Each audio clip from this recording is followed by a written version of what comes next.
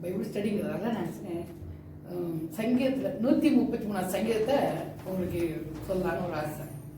133 சங்கீதம் 133 சாம்ஸ் 133.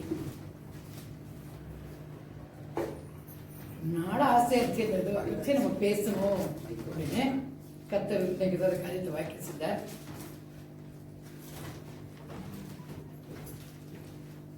133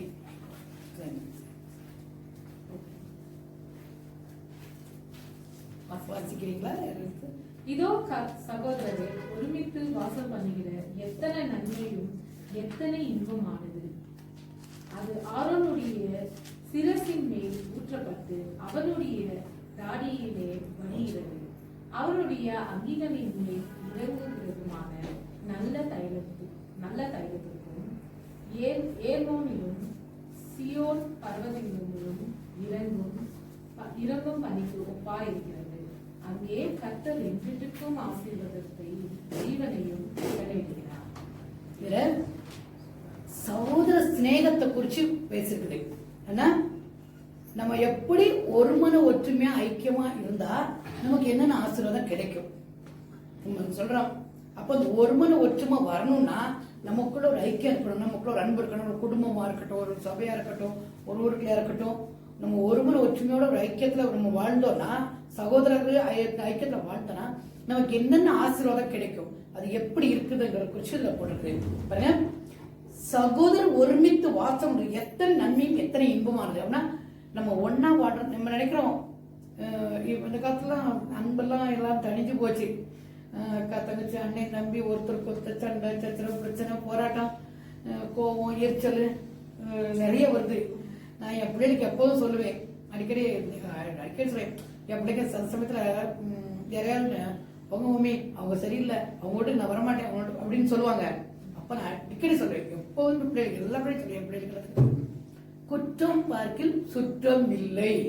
நீ குற்றத்தை பார்த்துட்டே இருந்தேன்னா உனக்கு சொந்த மந்தம் கிடைக்காது. நாளைக்கு நம்ம அனாதையா தான் நிக்கணும். அல்ல எப்பவுமே குற்றத்தை நீ மூடுறது பழகு. சரி பரவாயில்ல, நமக்கு ஒன்றும் ஆபத்து வரல, அவர் பெரிய நம்ம என்ன செத்துட்டோமா இல்ல நம்ம கஷ்டப்பட்டுட்டோமா ஒன்றும் ஆகல, அதனால குற்றத்தை பார்க்காத. நீ குற்றத்தை பார்த்துட்டே இருந்தா உனக்கு சொந்த மந்தம் கிடைக்காதுன்னு இப்படி சொல்லுவேன். அதனால எதையுமே நீ யோசிக்காம எல்லாமே மறந்து போச்சு, அது பின்னாடி போயிடுச்சு. நேற்று ஏதாச்சும் சரி பழசை எடுக்காதன்னு அடிக்கடி நம்ம அப்படி யோசிக்கும் போதுதான் பிரச்சனை வரும். அதான் ஆண்டவர் சொல்றாரு எல்லாத்தையும். அதை நான் எப்போ படிச்சோம் அதை அந்த வசனத்தை மூலமா நான் உங்களோடையும் என் பிள்ளைகளுக்கு மெசேஜ் என் பிள்ளைகளுக்கு போய் சேரும். அதுக்காகத்தான் நான் மெசேஜ் எடுக்கும்போது ஏன்னா எத்தனை நன்மை எத்தனை சகோதர சிநேகம் இருக்குன்னா ஒருத்தருக்கு ஐக்கியமா இருந்தா எப்படி இருக்குன்னா அது எப்படி இருக்குதுன்னு சொன்னா அது ஆரோன்டைய சிரசின் மேல் ஊற்றப்பட்டு பாருங்க.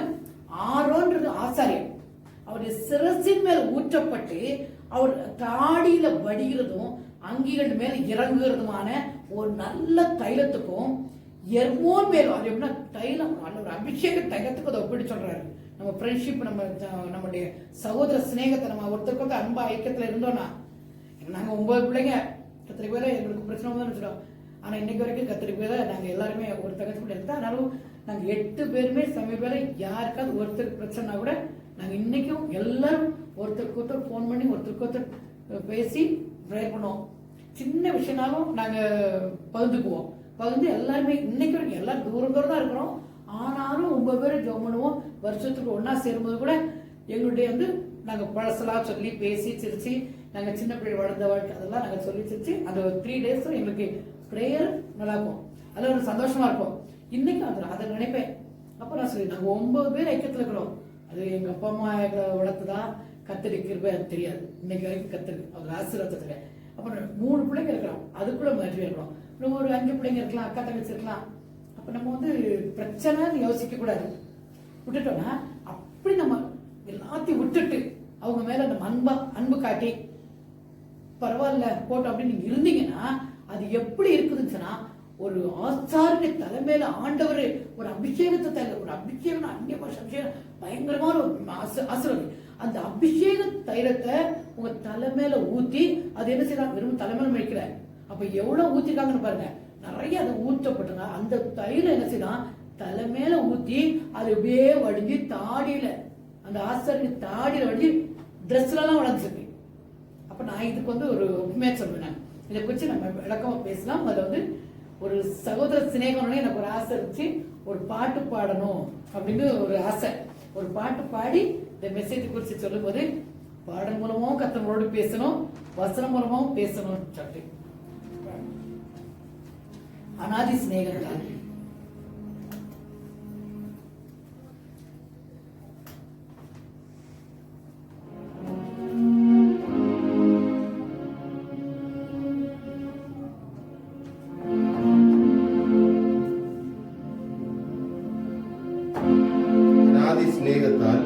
என்னை நேசித்தீரே ஐயா, உம்முடைய காருண்யத்தால் என்னை இழுத்துக் கொண்டீரே என்று சொல்கிற இந்த பாடல்.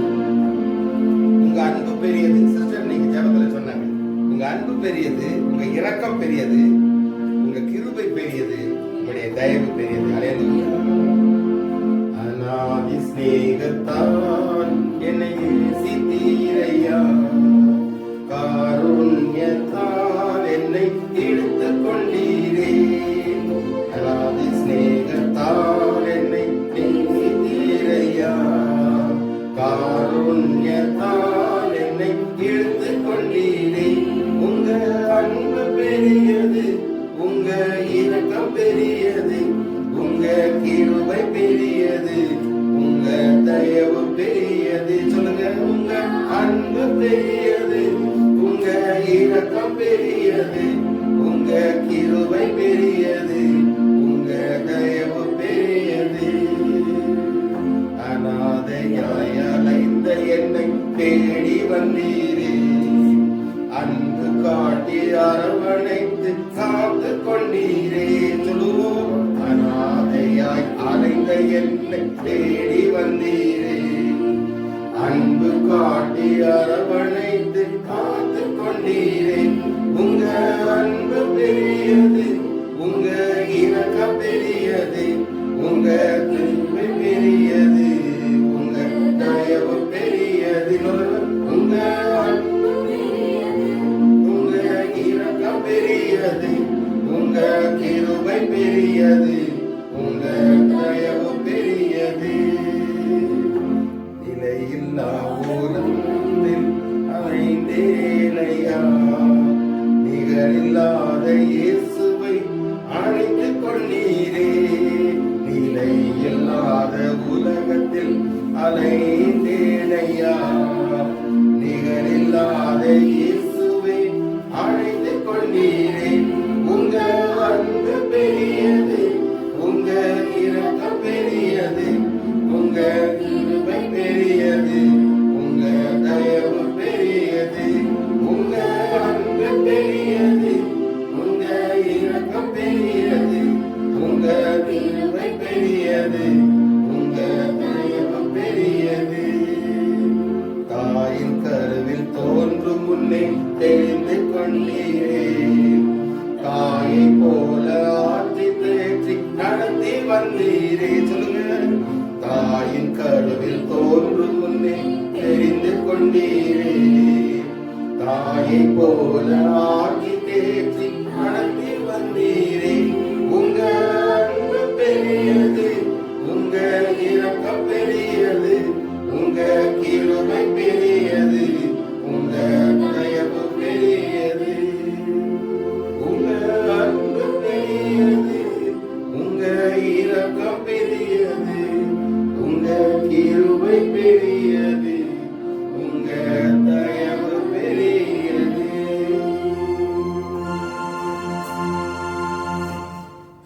ஹல்லேலூயா, ஹல்லேலூயா, ஹல்லேலூயா. சப்பா ஸ்தோத்திரமையா, ஸ்தோத்திரமையா, ஸ்தோத்திரம் தோத்திரே சப்பா. ஆண்டவரே சப்பா, எங்கேயோ கிடந்த எங்களை தோத்திரே சப்பா. அநாதியாய் கிடந்த எங்களை கர்த்தாவே சப்பா, அன்பினால கருணையினால தயவுனால எங்களை மீட்டுக் கொண்டீங்களேப்பா. தோத்திரே சப்பா, எங்களை மீட்டுக் கொண்ட தயவுல கர்த்தாவே சப்பா. நாங்கள் கூட எத்தனையோ குற்றங்கள் குறைகள் செஞ்சிருக்கிறோம்ப்பா, எத்தனையோ தப்புகள் செஞ்சிருக்கோம்ப்பா, எத்தனையோ சண்டை போட்டிருக்கிறோம்ப்பா, எத்தனையோ நாங்கள் தப்பா மற்றவங்களுக்கு கோபமா பேசியிருக்கிறோம்ப்பா. ஆனால் தேசப்பா, எங்க மேல நீங்க தயவு காட்டினீங்கப்பா, எங்க மேல இறக்கம் காட்டிருக்கிறீங்கப்பா. ஆண்டவரேசப்பா அதே இறக்கத்தின் தயவு ஆண்டவரேசப்பா நாங்கள் மற்றவங்களை காட்டத்தக்கதான ஒரு கிருபை தாங்க தோப்பரேசப்பா இந்த வசதி உணவாக தோப்பரேசப்பா என்னோடு கூட பேசுங்கப்பா தேவரேசப்பா நம்ம மற்றவங்களோட மன்னிக்கக்கூடிய ஒரு இதயத்தை கொடுத்தாங்க தோப்பரேசப்பா அன்பை நாங்கள் பெற்றுக்கொள்ள தோப்பரேசப்பா இந்த அன்பை உலகத்தில் நாங்கள் காட்டணும் தோப்பரேசப்பா உங்க அன்பை விட தாங்க ஏசப்பா அந்த அன்பு மூலமாக தோப்பரேசப்பா இந்த உலகத்தை நாங்கள் உங்களோட சாட்சியா நிறுத்தணும் தோப்பரேசப்பா உங்களுக்கு சாட்சியா இருக்கணும்ப்பா அந்த அபிஷேகத்தை ஒத்ததான தவேசப்பா அந்த ஆசீர்வாதத்தை நாங்க பெற்றுக்கிட்டு செய்யப்பா சமையார் உங்களை கடந்து ஒப்பு கொடுக்கிறப்பா ஏசப்பா உங்களுக்கு ஒவ்வொரு பிள்ளைகளும் ஒப்பு கொடுக்கிறவையா வந்தவனமாய் போகாத படிக்கிறாஜா உடைய ஆசீர்வாதத்தை நிறைவாய் பெற்றுக்கொண்டு போகிறது செய்யப்பா இந்த வசனத்தை இப்படியா நடக்கும் வர்ற காலங்கள்ல இந்த புதிய வருஷத்துல அநேக ஆசீர்வாதத்தை மூலமாய் நாங்க பெற்றுக்கொண்டு சந்தோஷம் சமாதானம் மனமகிழ்ச்சி வாழ்க்கை தாங்க எங்கள் அனைத்து தவேசப்பா கிருபை செய்ய இதை தேவரை பொறுப்பெடுத்துக் கொண்டு எங்களை வழிநடத்த வேண்டும் என்று இயேசு கிறிஸ்துவின் அடிக்கும் பிதாவே ஆமென்.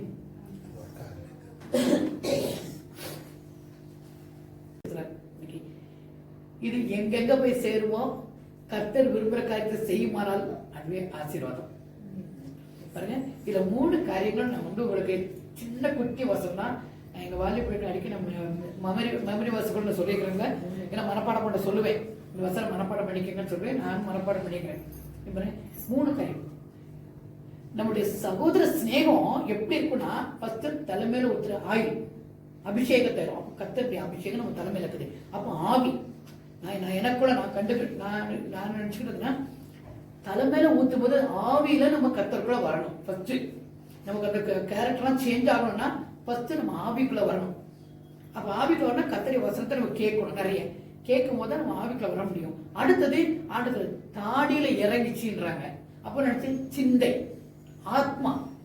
அப்ப நினைச்சேன் என்னோட ஆத்மாவிலேயே நான் என்ன செய்யணும், நான் வெளிப்பிரகாரமா சொல்லி பிரயோஜனம். ஆனா வெளிப்புறமா அனுபவிச்சு என்ன பிரயோஜனம் அப்படின்னு உள்ளுக்குள்ள யோசித்தா அது தப்பாயிடுது. அப்ப என் ஆத்மாவில நான் என்ன இருக்கணும், கர்த்தருக்குள்ள இருக்கணும். அப்ப நான் என் ஆத்மாவிலையும் மற்றவங்களை மன்னிச்சு மற்றவங்களை அன்பு காட்டி மற்றவங்களுக்கு பாரப்படுறவங்கள மாறணும். அடுத்தது என்ன சொல்றாரு, என் அங்கிகளை இறங்குறது. அப்ப என் சரீரத்திலே அப்படின்னா என் கிரியைகளை நான் கர்த்தரை வெளிப்படுத்தணும். நான் சும்மா ஓகே ஆனா அவங்க கஷ்டப்படும் போது நல்லா அடி வாங்கட்டும் அப்படி நான் சொன்னேன்னா அப்ப என் கிரியைகள் என்ன இருக்குது, அப்ப எனக்கு கற்றுக் கொடுத்தார் ஆண்டவர். அப்போ உன்னுடைய ஆவி ஆத்மா சரி மூலி ஆண்டவர்களை வந்தோம்னா ஆட்டோமேட்டிக்கா அவங்க என்ன மாதிரி பண்ணட்டும் அப்படி. ஆனா அவங்களுக்கு ஒரு பிரச்சனை வரும்போது நம்ம வந்து ஓடி போய் ஹெல்ப் பண்ணுவோம். எனக்கு கர்த்தர் ஆட்டோமேட்டிக்கா நமக்கு அந்த இதயத்தை கொடுத்துருவாரு. எனக்கு அப்ப கர்த்தருக்குள்ள வரணும். இப்படிப்பட்ட அன்பு எப்படி என்ன ஆசை, நீங்க இந்த மாதிரி இருந்தீங்கன்னா ஆவி ஆத்ம சரத்துல கர்த்தருக்குள்ள இருந்து உங்க சகோதரத்துல இருந்தீங்கன்னா உங்களுக்கு என்ன ஆசீர்வாதம் கிடைக்கும். 3வது வசனம் வாசிங்க. பெரிய ஆசீர்வாதம் தர்றாரு. எனக்கு ஆச்சரியமா இருக்கு. சீயோன் பர்வதங்களிலும் இறங்கும் பனிக்கு ஒப்பா இருக்கிறது. அங்கே கர்த்தர் என்றென்றைக்கும் ஆசீர்வாதத்தையும் ஜீவனையும் கட்டளைப்பார். நீங்க கர்த்தருக்குள்ள இருந்து சகோதர சிநேகத்துல ஐக்கியமா இருந்தீங்கன்னா உங்களுக்கு ஆயுஷ்நாள் கூட்டி தர்றாராம். அது ஆசீர்வாதத்தை ஜீவனையும் தர்றாரு நம்ம கொடுக்கல. நான் இதை அந்த வசனத்தை வச்சு ரொம்ப நாள் நிறைய குடும்பத்தை ஆராய்ச்சி பண்ணி பார்த்தேன். இந்து முஸ்லீம் அதெல்லாம் இல்லை, என்ன இருக்கட்டுமே யாரு ஒரு அன்புல ஐக்கிற அண்ணன் தம்பி அக்கா தங்கச்சி ஒற்றுமையா இருக்காங்களோ, ஒருத்தருக்கு ஒருத்தர் பாசத்தை காட்டி ஒருத்தருக்கு இருக்காங்களோ அவங்க லைஃப் ஜாஸ்தி இருக்குது. அவங்க எல்லாருமே ரொம்ப வருஷம் நல்லா இருக்கிறாங்க. நம்ம எப்ப போட்டி பொறாம சண்டை அப்படின்னு அதுவே நம்மளை கொன்றுது. அப்ப நான் நிறைய குடும்பம் நான் ஆரம்பி பார்த்துட்டே இருந்தேன். ரொம்ப வருஷமா இந்த வருஷம் இந்த வருஷத்து யார் வீட்டுல எப்படி இருக்கு, யாருக்கு இருக்கு உண்மையில நீங்க ஆராய்ச்சி பாருங்க. யார் யார் அன்பு ஐக்கியத்துல சகோதரர்கள் இருக்கிறாங்களோ அவங்க வீட்டுல எல்லாம் நல்லா ஆசீர்வாதம். ஆனா எப்ப நம்ம ஒரு அன்புக்குள்ள இல்ல, நம்ம சகோதர சிநேகத்தில் இல்ல, பிரச்சனை பண்றோம் போராட்டம் பண்றோம் அப்படின்னா நம்மளோட லைஃப் கம்மியாயிடுது. ஏன்னா வசனம் அப்படிதான் சொல்றது. உங்களுக்கு அங்க ஆசீர்வாதத்தை ஜீவனை கட்டளையிடுறாரா கர்த்தர் சொல்றாரு. அது எப்படிப்பட்ட அன்பா இருக்கணுமா, எர்மோன் மலை மேல் சீயோன் பர்வதங்கள் மேல் இறங்கும் பனிக்கு ஒப்பாரு. சரி எர்மோன்னா என்ன அப்படிங்கிறத நான் கொஞ்சம் ஆராய்ச்சி பண்ணி பார்க்கலாம். ஏன் எர்மோன் மலையை சொல்றாருங்க. எர்மோன் மலைங்கிறது அது வந்து இதுல துபாய் சொல்றாங்களே, துபாய் மாதிரி இடத்துல வந்து அந்த இடத்துல இருக்கிற மலை ஒரு மலை பாலஸ்தீனா பாலஸ்தீனா வடக்கு ஒரு மலை, பாலஸ்தீனாங்கிற இடத்துல மலை இருக்கு. அந்த மலையில எப்படி அது ஹைட்டா இருக்குமா, கிட்டத்தட்ட 9000 அடி உயரத்துல இருக்குமா. அது நீளம் வந்து ஒரு 15 மைல் நீளம் இருக்குமா அந்த மலை. அந்த மலையில பாத்தீங்கன்னா ஹைட்டு ஜாஸ்தி இருக்கனால அங்க ஒரு டஸ்ட் இருக்காது, ஒன்று இருக்காது. அங்க பனி இறங்கிருக்குமா ஃபுல்லும். அந்த பனி பாத்தீங்கன்னா வெள்ளவேன்னு இருக்குமா அந்த பனி. அந்த அதுக்காக அந்த மலைக்கு பேரு வெண்மலைன்னு ஒரு நேற்று கூட எனக்கு டவுட் இருக்கு, ரொம்ப வருஷத்துக்கு முன்னாடி யோசிச்சது. அப்புறம் டவுட் வச்சு கூகுள்ல பார்த்து இது எதை பார்த்துருந்தா எப்படி நிஜமாவே பார்த்தேன். பார்த்தா கூகுள்ல பார்த்தேன், கூகுள்ல இதே போட்டுருந்துச்சு வெண்மலை, அதை பனிமலை அப்படின்னு சொல்றாங்களா அந்த மலைக்கு பேரு. அதை பார்த்து அப்படி கூடவே இருக்குமா, அதனால பனிமலைன்றாங்க. அங்க கர்த்தரோட சியோன் மலைன்னு சொல்றாங்க. அப்ப என்ன அர்த்தம், அந்த எர்மோன் மலையில வெள்ளவேன்னு இருக்கும், வெளிச்சமா இருக்கும், பியூரா இருக்கும். அது மட்டும் இல்ல கர்த்தர் வாழ்ற இடமா இருக்குது. அப்ப நம்ம சகோதர சிநேகமா இருந்தா அந்த வீட்டுக்குள்ள கர்த்தர் இருப்பார். அப்ப கர்த்தர் எந்த வீட்டுக்குள்ள வந்துட்டாரோ அங்க ஆசீர்வாதம் தான், அங்க பிரச்சனை இல்லைல்ல. அப்போ நம்ம என்ன செய்யணும், குற்றங்களெல்லாம் மூடிடணும், பிரச்சனை முடியணும் போட்டு. ஆனா கர்த்தர் உயர்த்தியே உயர்த்துவார். நான் கூட யோசிப்பேன், அவங்க மட்டும் அப்படி செஞ்சு அவங்க மட்டும் எனக்கு என்ன ஹெல்ப் பண்ணாங்க, எனக்கு என்ன செஞ்சாங்க அப்படிங்கும்போது, நான் உனக்கு இருக்கிறல நீ ஏன் கவலைப்படுற? ஏசப்பா சொன்னாரு, நான் உனக்கு எல்லாம் கொடுக்குறேன், ஆனா அவனுக்கு யார் கொடுக்குறேன்னா இல்ல, ஓ நீ போய் ஹெல்ப் பண்ணு. அப்ப கர்த்தர் என்ன செய்றாரு, நமக்கு அங்க ஆசீர்வாதத்தை ஜீவனையும் வச்சிருக்கிறார். ஏன், எர்மோன் மலை மேல பனிக்கு ஒப்பா இருக்கணும். நம்மளுடைய அன்பு அப்படின்ற பியூரா இருக்கணும். நம்ம அன்புல பழுது இருக்கக்கூடாது, கோவம் இருக்கக்கூடாது, எரிச்சல் இருக்கக்கூடாது, கள்ளத்தனம் இல்ல, அதுக்கு என்ன சொல்றது, மைமாலுங்கள். நம்ம இப்போ ஒண்ணு சொல்லுவோம், பின்னாடி ஒண்ணு சொல்லுவோம். அந்த மாதிரி பண்ணாதீங்க, நீங்க அந்த மாதிரி கர்த்தருக்குள்ள இருக்கணும் அப்படின்னு சொல்றாரு. அது மட்டும் இல்ல, சரி இதை குறித்து நான் சொல்லும்போது இந்த அபிஷேக தைலத்துக்கு ஒப்பா இருக்குன்னு சொன்னார்ல. அப்புறம் இந்த அபிஷேக தைலம் அப்படின்னு சொன்னா ஆக்சுவலா அந்த அபிஷேகம் இந்த பெரிய பெரிய பாஸ்டர்ஸ் இருக்காங்க பாருங்க, அவங்க தான் இன்னைக்கும் நடக்குது. நிறைய இடத்துல எங்களுக்கு கூட அந்த வச்சு எல்லா பாஸ்டர்ஸ் வந்து தலைமையில எனக்கு உங்களுக்கு வச்சு ஆயில் ஊற்றுவாங்க, ஊற்றி எல்லா பாஸ்டர்ஸ் வந்து பிளஸ் பண்ணுவாங்க. ஆண்டவரே இந்த ஆசீர்வாதம் இவங்க தலைமையில தங்கட்டும்னு சொல்லிட்டு. இந்த ஆசீர்வாதம் எப்போ வந்துச்சு, இந்த ஆயில் ஊத்துற வேலை காரியங்கள் எப்போ வந்தது? எக்ஸோடஸ் யாத்திரை பாருங்க, எக்ஸோடஸ்ல 30ஆம் அதிகாரத்துல 23-25 வருஷத்துல இருக்குது. யாத்திரை ஆகும் எக்ஸோடஸ் 30th சாப்டர் 23, 24, 25. அதாவது இந்த அபிஷேகத்தை எப்படி செய்யறாங்க. அப்ப நமக்குள்ள அபிஷேகத்தை நம்ம என்ன எப்படி இருக்கணும், நாமளே அபிஷேகத்தை மாறணும்னா எப்படி வாழணும் அது பாருங்க, வாசிங்க. 30ஆம் அதிகாரம் எக்ஸோடஸ் 30th சாப்டர் 23, 24, 23, 24, 25. மேன்மையான சுகந்த வாசனைகளாகிய சுத்தமான வெள்ளை கோலத்தில் பரிசுத்த ஸ்தலத்தில் சேக்கலின்படி 500 சேக்கல் இடையையும், சுகந்த கருவாப்பட்டையிலே அதில் பாதியாகிய 250 சேக்கல் இடையையும், சுகந்த வசம்பில் 250 சேக்கல் இடையையும், லவங்கப்பட்டையில் 500 சேக்கல் இடையையும், ஒலிவ எண்ணெயில் ஒரு குடம் எண்ணெயையும் எடுத்து அதனால் பரிமள தைலக்காரன் செய்வது போல கட்டப்பட்ட பரிமளத்தை ஆகிய சுத்தமான அபிஷேக தைலத்தை உண்டு பண்ணுவாயாக. ஒரு அபிஷேக தைலம் எப்படி உண்டாக்கணும்னு சொல்லி இதில் போடப்பட்டிருக்கு.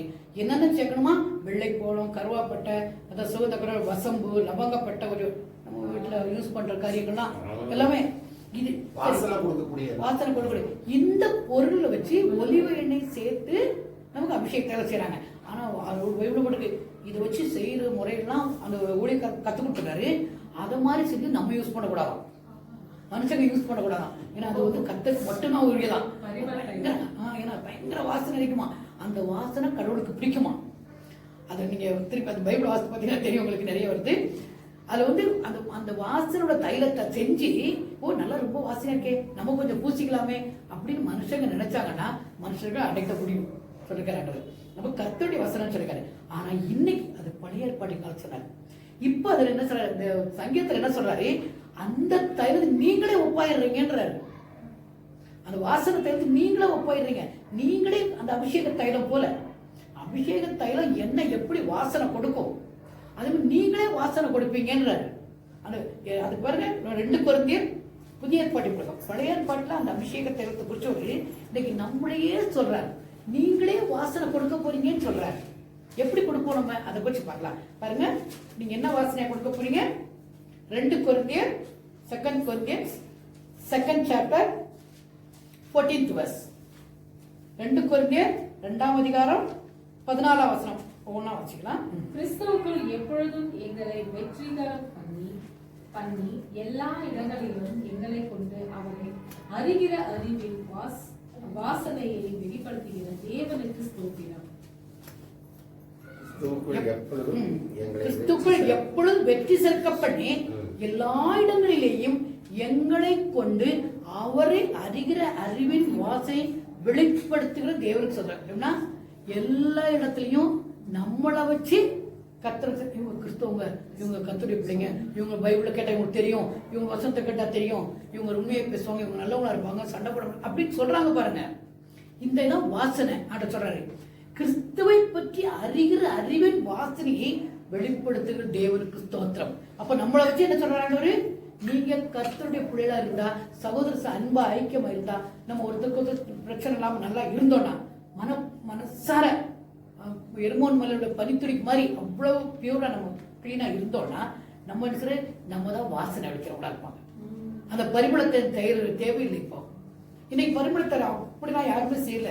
ஆனா நம்முடைய கேரக்டர், நம்முடைய நடக்க கர்த்தர் நற்கந்த வாசனை. அடுத்தது பாருங்க, ரட்சிக்கப்படுகிறவர்களுக்குள்ளேயும் கெட்டு போகிறவர்களுக்குள்ளேயும் நாங்கள் தேவனுக்கு கிறிஸ்துவில் நற்கந்தமாய் இருக்கிறோம். கெட்டு போகிறவர்களுக்குள்ளே மரணத்துக்கு எதுவான மரண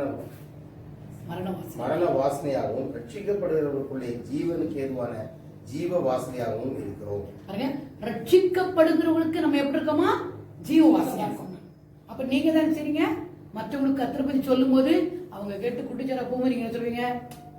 கவலைப்படாத, கை தூக்கு, எல்லாம் மனுஷன், ரைட், எந்திரி, உன்னை கடவுள் நேசிக்கிறார் அப்படின்னு நீங்க சொல்லி அவங்களை எழுப்பி விட்டீங்கன்னா அவங்களுக்கு ஜீவனை கொடுக்கறவங்களே நீங்க தான்.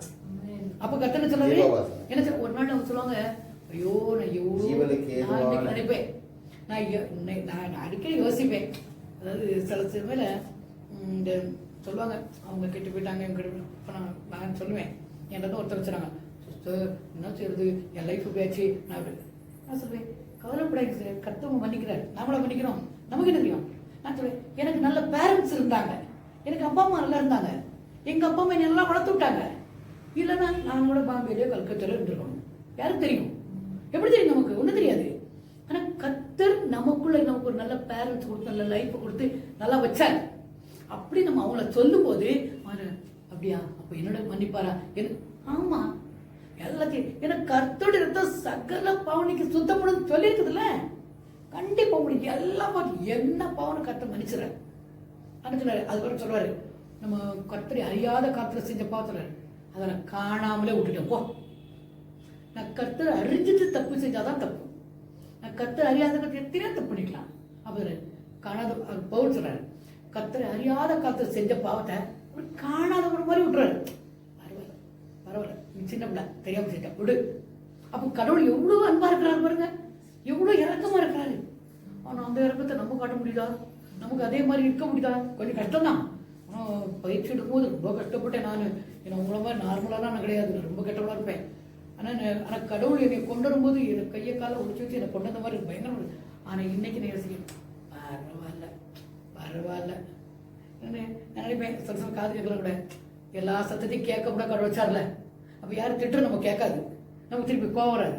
ஏற்ற ஓகே கத்திரி சோத்திரன்னு. அப்போ நீங்கள் எப்படி இருக்கணும்னா, கத்திரிக்குள்ள இந்த மாதிரி நீங்க ஜீவ வாசனையை கொடுக்கிறவங்களா இருக்கணும்.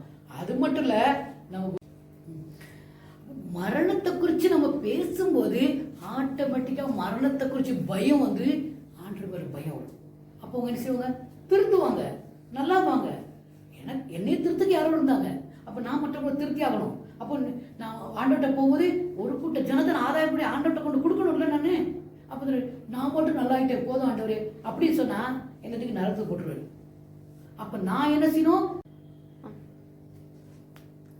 பாருங்க, ரட்சிக்கப்படுவதற்குள்ளேயும் கெட்டு போய் நம்ம என்ன செய்யறோமா? தேவனுக்கு கிறிஸ்துவின் நற்கந்தமா இருக்கிறோம். நற்கந்தம் இப்போ ஒரு சென்ட் போட்டு போன நீங்களே உங்களுக்கே தெரியும்.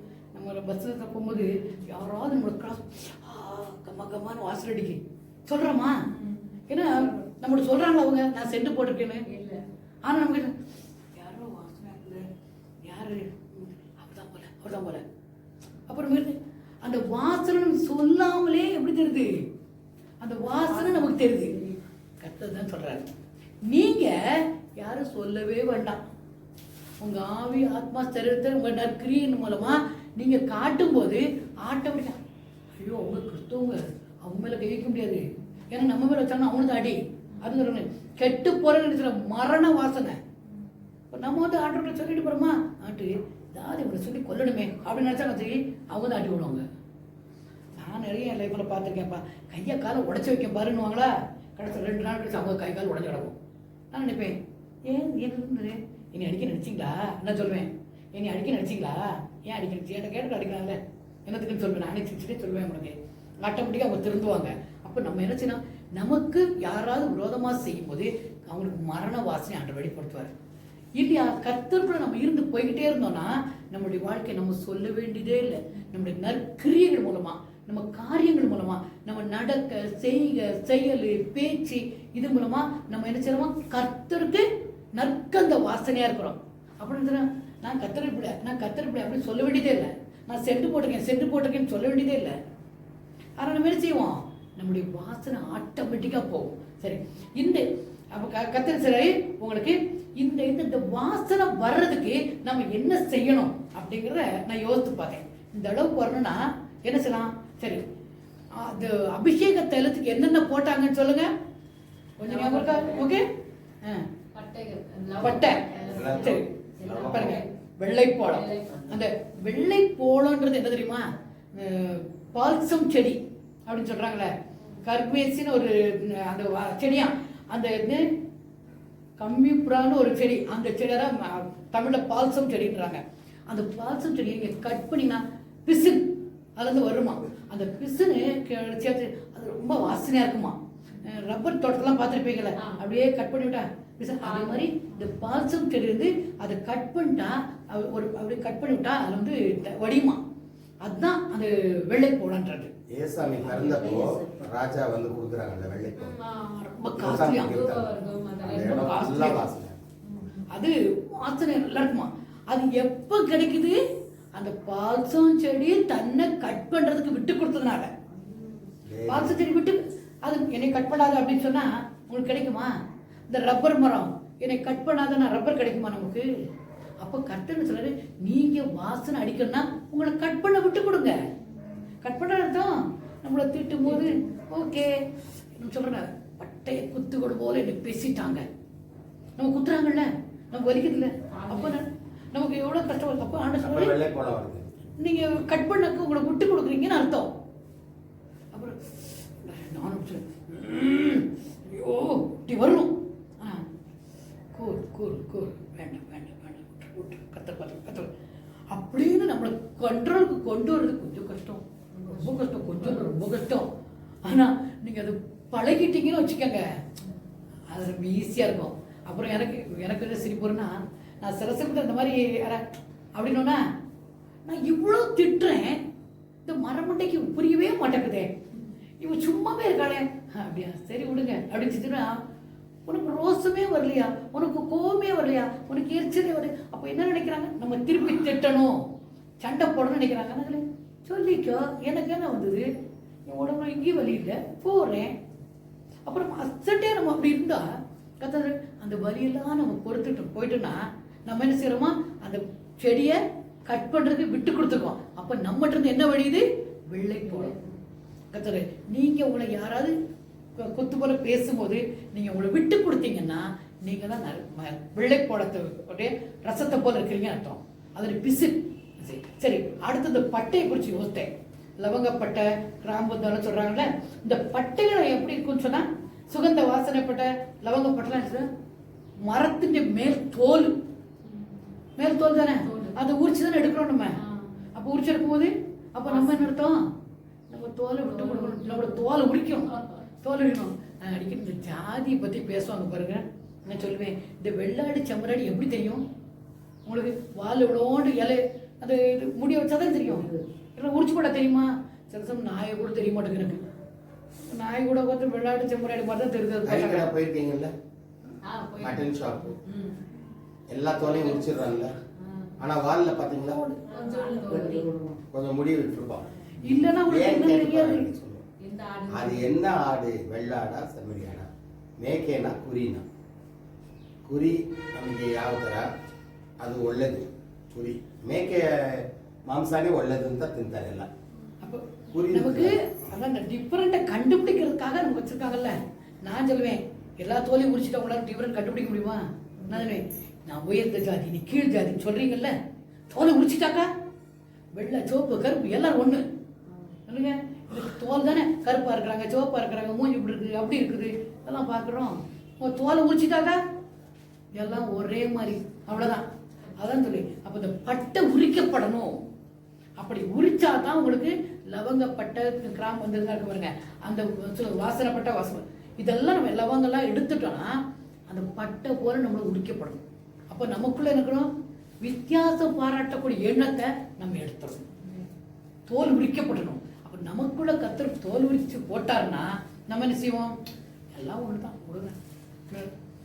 கல்யாணம் புதுசில் எனக்கு எங்கள் ஊருக்கு போகணும் ஆசையாக இருக்கும். ஏன்னா அம்மா வீட்டு போக முடியாது. இவங்க முதல்ல கண்டிஷனோட தான் கூட்டு வந்தாங்க. இவ்வளோ தூரம்லாம் நான் கூட்டு போக முடியாது. என்ன இவ்வளோ தூரத்துக்கு எங்கள் ஊர் 19 மணி நேரம் போகணும், 20 மணி நேரம் ஆகும். இன்னைக்கு மத்தியானம் சாயங்காலம் கிளம்புனா அடுத்த நாள் மத்தியானம் போய் சேர முடியும். அவ்வளோ தூரத்தில் கூட்டு போக முடியாதுவங்களா யோசிப்பேன். நான் நல்லவிட கத்திரிக்கு வேலை சீக்கிரத்துலேயே கன்சீவ் ஆகிட்டேன். அதனால எப்படி வீட்டுக்கு போகிறாங்க தைரியம் இருக்கும்ல. ஆனால் கூட இந்த கடலை மிட்டாயி, இந்த தேங்காய் மிட்டாயி இதெல்லாம் வாங்கிட்டு இந்த பஞ்சு மிட்டாயெல்லாம் வாங்கிட்டு கொடுக்க கேட்பேன். வாங்கி தரவாங்க. கிச்சனில் போய் உட்காந்துப்பேன். கிச்சனில் உட்காந்துட்டு நம்ம வீட்டு கிச்சன் இப்படி தான் இருக்கும். ஓகே நம்ம வீட்டு கிச்சனில் உட்காந்து சாப்பிட்ற மாதிரி இருக்கட்டுட்டு நான் போயிட்டு அந்த ஸ்டவ் விறகடுப்பு உட்காந்து எங்கள் வீட்லேயும் உங்கள் வீட்லேயும் விறகடுப்பு போட்டு ஒரு விறகடுப்பு உட்காந்துட்டு ஓ நம்ம வீட்டில் உட்காந்துருக்குறோம், நம்ம வீட்டில் சாப்பிட்றோம் அப்படின்னு நினச்சிக்குவேன் நான். அப்படி வந்து வித்தியாசத்தை பார்க்காதபடிக்கு அங்கே இருக்கிறோமா இங்கே இருக்கிறோமா எந்த இதுக்கு நினைக்கக்கூடாது. நமக்குள்ளே ஒரு கோட்டையை கட்டி நம்மளே நம்ம நல்லா தான் இருக்கிறோம், நம்ம நல்லா தான் இருக்கோம், அதோட நல்லா தான் இருக்கிறோம் அப்படின்னு நம்ம நினச்சிக்கிட்டோன்னா பட்டை யாராவது உங்களை திட்டினாலும் உங்களை மோசமாக சொன்னாலும் கீழே தள்ளினாலும் யாரும் நினைச்சிட்டு போங்க கத்திரி வைத்துக்க. அப்படி விட்டு கொடுக்க பழகிட்டோம்னா பட்டை உரிக்கப்பட்டுட்டோம்னு அர்த்தம், தோல் உரிக்கப்பட்டுட்டோம்னு அர்த்தம். இனிமேல் யாராவது திட்டினா உங்களை கேட்பீங்களா? கிடைச்சது எவ்வளோ மரமுட திட்டு மண்டையில் இறக்கி சோறுன்னு உப்பு போட்டு சாப்பிட்றேன் என்னென்னமோ திட்டுவாங்க. நான் சொல்லுவேன் எல்லாம் சாப்பிட்றேன் என்னன்னு இருக்கேன். ஆனால் எதுவுமே காதுக்குள்ள போக மாட்டேன். ஏன்னா நமக்கு கடவுள் சரி தோலை உரிச்சு விட்டாரு, ஹார்ட்டில் உரிச்சிட்டாரு. அப்புறம் அந்த பகுதியில் போயிடுச்சு. அப்போ நீங்கள் என்ன செய்யணும்? தோல் உரிக்கப்பட்டீங்கன்னா நீங்கள் வந்து நற்கந்த வாசனை. அப்போ இன்னைக்கு நீங்கள் யோசிச்சுக்கங்க. முதல்ல உங்களுக்கு என்ன செய்யணும்? உங்களை கட் பண்ணுறது யாராவது உங்களை ஊன் பண்ணுற மாதிரி பேசுனா கண்டுக்கவே செய்யாதீங்க. நம்மளை திட்டும் போதும் நீங்கள் கண்டுக்காதீங்க. உங்களோட தோலையே உரிச்சா கூட உங்களை கண்டுக்காம நீங்கள் தான் நற்கந்த வாசனை. அது மட்டும் ஆண்டு சொல்லல. இன்னொரு படத்தை கற்றுக்க அது வசம்பு. அதான் நீங்கள் சின்ன பிள்ளைக்கெல்லாம் கொடுக்குறாங்களே பேர் சொல்லாது. அந்த வசம்பு அது என்னது வேறு. அப்போ ஆண்டவர் முதல்ல என்ன சொன்னாரு? சும்மா கட் பண்ணிக்க சொல்லிட்டாரு. சரி இதை கட் பண்ணுறதுக்கும் நம்ம விட்டு கொடுத்தாச்சு. தோலை உரிட்டாரு, தோலை உரிக்கி விடுரு. இவன் ஆணி வேற ஆட்டி விட்டார் ஆண்டவர். நீ வேரோட பிடிங்கி போடுன்றாரு. அந்த பாருங்க அந்த வசம்பு வேறு நம்மளோட வேரோடே பிடிங்கி நீ செத்து தான் போவ, நீ அழிதான் போவன்னு நம்ம சொன்னா கூட ஓகே எங்கள் அப்பாட்ட போய் சேர போகிறேன் எனக்கு என்ன கவலை அப்படி நம்ம சொன்னோன்னா ஆட்டோமேட்டிக்காக இன்னும் ஆழமாக வேற ஊனிடுவோம். வசம்புன்னு முடிஞ்சு போச்சா? அது வெட்ட வெட்ட வந்துட்டு தான் இருக்குது, நல்லா தான் இருக்கும். அப்போ கர்த்தர் சில நம்மளை தோல் உரிக்கப்படவும் கர்த்தர் சரி கட் பண்ணுறதுக்கும் நம்மளை யார் என்ன சொன்னாலும் கண்டுக்காம இருக்கணும். வேரோடே நம்மளை பிடிங்கி போன்னு நினைச்சா கூட கர்த்தர் போயிட்டு நமக்குள்ள யார் இருக்கிறா? ஏசப்பா இருக்கிறாங்க. அதனால யார் என்ன சொன்னாலும் நம்ம அசைக்கப்பட மாட்டோம். நான் உறவுத்துலையும் சரி மனசுலையும் சரி என்னை யாரும் அசைக்க முடியாது. நான் அடிக்கடி சொல்லுவேன் என்னால் தள்ள முடியாதுமே, எனக்கு பயம் வண்டியிலேருந்து கிளம்புறோன்னுட்டு விழுந்தா கூட நான் எனக்கு ஒன்றும் அடிபடாது. அப்போ பாருங்க கர்த்தர் உருவத்துலையும் சரி ஆத்மாத்திலையும் சரி ஆட்லையும் கெட்டியாக வச்சிருக்காரு. இந்த கெட்டியாக உங்களுக்குள்ள இருக்கணும். இருந்தா உங்களை யாருமே அசைக்க முடியாது, மனசுலையும் அசைக்க முடியாது, உங்க சிந்தையிலையும் அசைக்க முடியாது, உங்களை என்னமும் செய்ய முடியாது. அப்போ கர்த்தர் உங்க நீங்க தான் நற்கந்தத்தை வெளிப்படுத்துறவங்களா காணப்படுவீங்க சொல்றாரு. அடுத்த ஒரு வருஷத்தை மட்டும் உங்களுக்கு சொல்லி முடிக்க பாருங்க. அப்போ வேக வேகமா சொல்றேன், புரியுது தானே உங்களுக்கு? சரி. அப்ப கர்த்தர் என்ன சொல்றாரு, அடுத்த ஒரு வாசனை எங்களை என்ன சொல்றாரா, கெட்டு போற மரணத்துக்கு எதிர தேவன், இது தேவனால் அருளப்பட்ட கிறிஸ்துக்குள் நீங்க இதை என்ன எங்க நான் பேசிட்டு இருக்கேன், ஆண்டவருடைய சந்நிதியில நான் பேசிட்டு இருக்கிறேன். அப்ப அடுத்த வசனத்தை வாசிங்க, 17ஆம் வசனம். அதான் 2 கொரிந்தியர் 2ஆம் அதிகாரம்.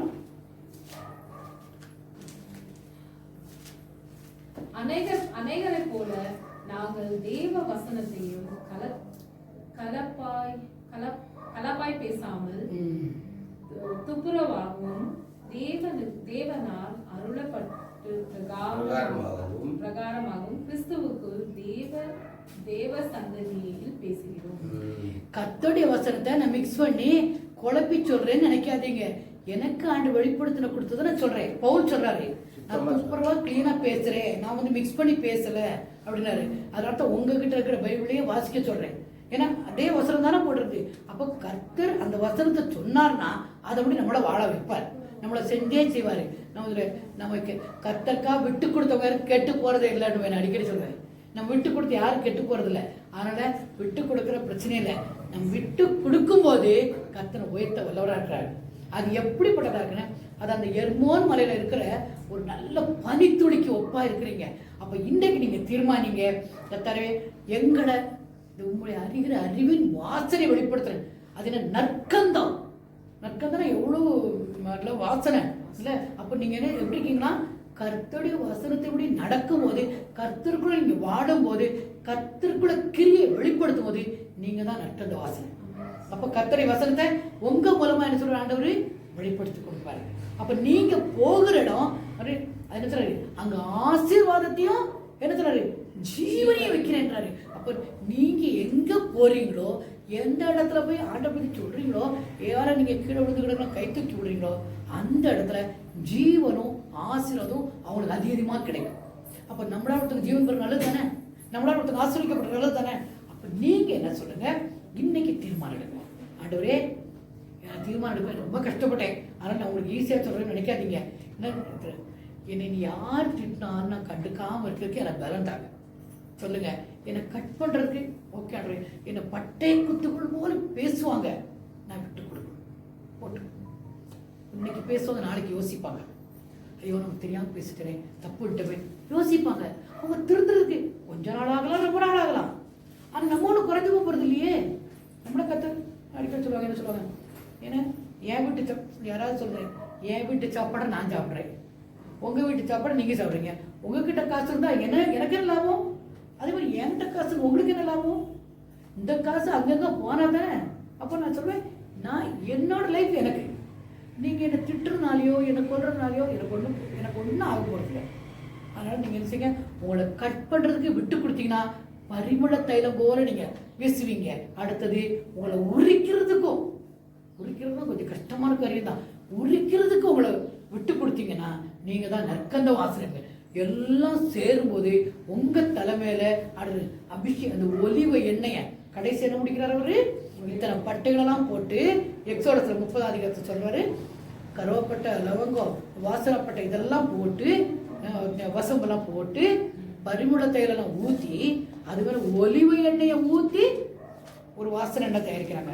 நம்ம இப்படி நம்ம வாழும்போது நம்ம தலைமையில ஆண்டு ஒலிவ எண்ணெயை ஊற்றி நம்மளை அபிஷேகிப்பார். உங்களுக்கு கண்டிப்பா என் சமையல்காரர் கண்டிப்பா கர்த்தருடைய அபிஷேகத்துல, அந்நிய பாஷை அபிஷேகத்துல கர்த்தர் நிறைச்சு கொடுப்பார். அப்போ அந்நிய பாஷை அபிஷேகத்தில் நிறைஞ்சிருந்தீங்கன்னா என்ன வந்தாலும் கவலைப்பட வேண்டிய அவசியம் இல்லை. எல்லாம் பெருசாக பார்த்துக்குவார், நம்மளை சுற்றி வேலை அடைச்சுக்குவார், நமக்குள்ள அவர் இருக்கிறார். அப்படி இருந்தாருன்னா உங்களுக்கு நல்ல ஒரு பாதுகாப்பு கிடைக்கும், ஜீவன் கிடைக்கும். ஜீவன் போது லைஃப் லாங் கிடைக்கும் கண்டிப்பா. அப்புறம் ஆசீர்வாதம் கிடைக்கும். ரொம்ப ஈஸியான காரியம். ஆனால் ஈஸியான காரியம்னா சகோதர சிநேகத்துல நாம என்ன செய்யலாம், ஒன்றுபட்டு வாழும்போது கர்த்தர் பெரிய ஆசீர்வாதத்தை உங்களுக்கு தருவார். அப்படி தரணும்னு ஆண்டவர்கிட்ட வேண்டிக்கிறேன். ஒரே பாட்டு, அன்பே பிரதானம், சகோதர அன்பே பிரதானம், பழைய காலத்து பாட்டு சிஸ்டம் தெரியும்னு நினைக்கிறேன். PW 49.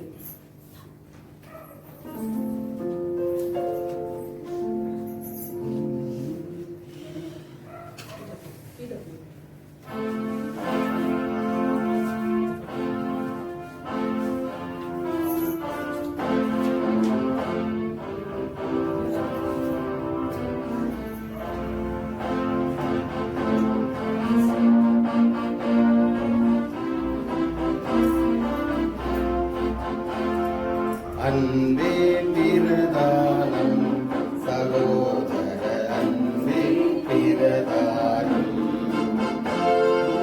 அன்பே பிரதானம் சகோதர அன்பே பிரதானம் பண்பு ஞானம் பரம நம்பிக்கை இன்ப விசுவாசம் இவைகளிலெல்லாம் அன்பே பிரதானம் சகோதர அன்பே பிரதானம் படித்தறிந்தாலும் கலகலவென்றும் கைத்தாளம் போதல் பல பல பாஷை படித்தறிந்தாலும் கலகலவென்றும் அன்பே பிரதானம் சகோதர அன்பே பிரதானம் பிரதானம் சகோதர அன்பே பிரதானம் சாந்தமும் தயவும் சகல நற்குணமும் ஓனும் பொறுமையும் உள்ள சாந்தமும் தயவும் சகல நற்குணமும் போன்ற சத்தியமும் பொறுமையும் உள்ள அன்பே பிரதானம் சகோதர அன்பே பிரதானம் அன்பே பிரதானம் சகோதர அன்பே பிரதானம்.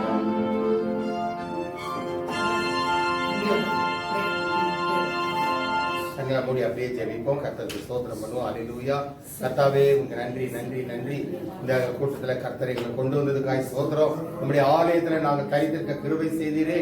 அன்பே பிரதானம் சகோதர சிநேகமே பெரிது என்று சொல்லி 133ஆம் சங்கீதத்துல கர்த்தாவே நீர் அதை எங்களுக்கு கொடுத்து அதை எங்களுக்கு எக்ஸ்பிளைன் பண்ணி கொடுத்ததுக்காய் ஸ்தோத்திரம். நாங்கள் மற்றவர்களுக்கு சுகந்த வாசனையை கொடுக்கக்கூடிய ஒரு தைலமாக எங்களை மாற்ற வேண்டுமாய் ஜெபிக்கிறோம். கர்த்தாவே எங்களை பார்க்கிறவர்கள் கிறிஸ்துவை உடையவர்கள் என்று சொல்ல வேண்டும். எங்களிடத்தில் இருக்கிற சார்ந்த குணம், எங்களிடத்தில் இருக்கிற நற்குணங்களை பார்த்து மற்றவர்கள் மாறும்படியாக செய்வீராக. கோபத்தின் ஆவிகள், சண்டையின் ஆவிகள், பொறாமையின் ஆவிகள் இயேசுவின் நாமத்திலே நீக்கப்படுவதாக. வெறும் ஆலயத்துல வந்துட்டு போறது மாத்திரம் அல்ல, காணிக்கை போடுவதனால கர்த்தர் பிரியப்படுகிறது அல்ல. மகனே உன்னுடைய இருதயத்தை சுகந்த வாசனை உள்ள திரவியமாக ஒரு எண்ணெயாக கர்த்தாவே நீர் மாற்றி கொடுக்க வேண்டுமாய் ஜெபிக்கிறோம். நாங்கள் போகும்போது கூட மற்றவர்களுக்கு அந்த வாசனை தெரியப்பட வேண்டும். எங்களுடைய முகத்துல இயேசு கிறிஸ்துவினுடைய வெளிச்சம் பிரகாசிக்கும்படியாக செய்ய எங்கள் மனதை மாற்றும், எங்கள் குணத்தை மாற்றும். இதுவரை வாழ்ந்தது கர்த்தாவே அது சரியான வாழ்வு அல்ல. ஆனால் இயேசுவுக்காக சுகந்த வாசனையை கொடுக்கக்கூடிய ஒரு திரவியமாக எங்களை மாற்றி கொடுக்க வேண்டுமாய் ஜெபிக்கிறோம். வந்த உங்களுடைய பிள்ளைகளுக்காக ஸ்தோத்திரம், படிக்கிற பிள்ளைகளுக்காக ஸ்தோத்திரம். நல்ல ஞானத்தையும் ஞாபகத்தை கொடுங்க. வேலையில் இருக்கிற பிள்ளைகளுக்கு வேண்டிய சம்பளத்தை கொடுப்பீராக. மீதியான துணிக்கைகளை கர்த்தர் கொடுக்க வேண்டுமாய் ஜெபிக்கிறோம். செலவுக்கு வேண்டிய பைசாவை கொடுங்கப்பா. எல்லா கஷ்ட நஷ்டங்கள் இயேசுவின் நாமத்திலே மறைந்து போவதாக. இந்த புதிய வருஷத்துல ஒரு புதிய ஒரு எழுச்சி, ஒரு செழிப்பு உண்டாகட்டும். வாழ்க்கையில ஒரு செழிப்பு உண்டாகட்டும். கர்த்தாவே உமக்கு நன்றி. அனுஷா கொடுத்த அந்த ஆண் குழந்தைக்காக ஸ்தோத்திரம். முரளி எங்கள் மத்தியில வந்ததுக்காய் ஸ்தோத்திரம். அவரை ஆசீர்வதித்து அவருடைய வேலையும் ஆசீர்வதித்து அந்த குடும்பத்தை உருவாக்குறதுக்காய் ஸ்தோத்திரம். தாய் தகப்பன் ஸ்தானத்துக்கு அவளை உயர்த்துறதுக்காய் ஸ்தோத்திரம். அந்த குழந்தை இயேசுவை அறிகிற அறிவிலே வளர்க்கும்படியான ஞானத்தை இவர்களுக்கு கொடுக்க வேண்டுமாய் நாங்கள் ஜெபிக்கிறோம். அந்த வீட்டுல ஒரு புது சந்தோஷம் உண்டாயிருக்கு. அந்த குழந்தைக்கு எந்த தீங்கும் வராதபடி நீங்க அதை ரத்த கோட்டைக்குள்ள வைத்து காத்து கொள்ளுங்க. ஒவ்வொரு செக்கப்லயும் அந்த குழந்தை இம்ப்ரூவ்மெண்ட்டை காட்டும்படியாக கர்த்தர் கிருபை தாரும். எடுத்துக்கொள்கிற ஆகாரத்தை ஆசீர்வதிங்க.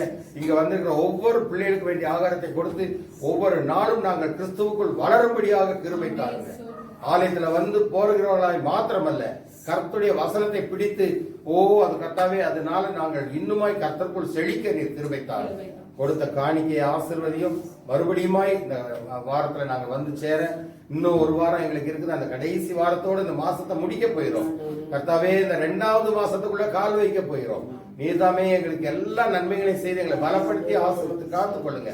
ஊர்ல இருக்கிற எங்களுடைய இனஜனத்தார் பந்துக்கள் எல்லாருக்காகவும் ஜெபிக்கிறோம். எங்களுடைய பிள்ளைகளுக்காகவும் ஜெபிக்கிறோம். குடும்பத்துக்காக, பிள்ளைகள், பேர பிள்ளைகள், மருமக்கள்மார் ஒவ்வொருத்தரையும் ஆசீர்வதித்து பலப்படுத்தும். எங்கள் சொந்தக்காரர்கள், சுகவீனம் பலவீனமா இருக்கிறவங்க, ஹாஸ்பிட்டல் இருக்கிறவங்க எங்க தேசத்துக்காக ஜெபிக்கிறோம். அல்லேலூயா. தேசத்தை ஆளுகிற எல்லா அதிகாரிகளுக்காக ஜெபிக்கிறோம். கர்த்தாவே, செழிப்பு உண்டாகட்டும் இந்த தேசத்துல. எல்லா வேதனை கஷ்டங்கள் நீங்கி போவதாக, புதிய பலன் கிடைப்பதாக. நீரே ஆட்கொண்டு வழி நடத்தும். எல்லா துதி கன மகிமை ஒருவருக்கே செலுத்துகிறோம். இயேசுவின் மூலம் ஜெபம் கேளும் பிதாவே. ஆமென். ஆமென். என் ஆத்துமாவே கர்த்தரை ஸ்தோத்திரி, என் முழு உள்ளமே பரிசுத்த நாமத்தை ஸ்தோத்திரி. என் ஆத்துமாவே கர்த்தரை ஸ்தோத்திரி, கர்த்தர் செய்த சகல உபகாரங்களையும். நம்முடைய கர்த்தராகிய இயேசு கிறிஸ்துவினுடைய கிருபையும் தேவனுடைய அன்பும் பரிசுத்த ஆவியானவர் ஐக்கிய சமாதான சந்தோஷம் நம் அனைவரோடும் கூட விசேஷமாக நாம் அனைவரோடும் மற்றும் புதிதாய் பிறந்திருக்கிற குழந்தையோடும் இந்த குடும்பத்தோடும் இங்க வந்திருக்கிற அனைவரோடு கூட விசேஷமா சுகவீனமா இருக்கிற சங்கீதா கர்த்தர் சுகம் கொடுக்கவும், இன்னும் வேலையில இருக்கிற பிரச்சனையில் இருக்கிற கவிதா குடும்பத்துக்கும் மற்றும் படித்து கொண்டிருக்கிற பிள்ளைகள், டிகிரிக்கு போற பிள்ளைங்க, சிவில் கிளாஸ் படிக்கிற பிள்ளைங்க, வயதானவர்கள், வாலிப பிள்ளைகள் அனைவரோடும் கூட கர்த்தருடைய கிருபை வல்லமை வழி நடத்துதல் என்றும் என்றும் எப்பொழுதும் கர்த்தருடைய வருகை மட்டும் இருப்பதாக. ஆமேன். ஆமேன். ஆமேன்.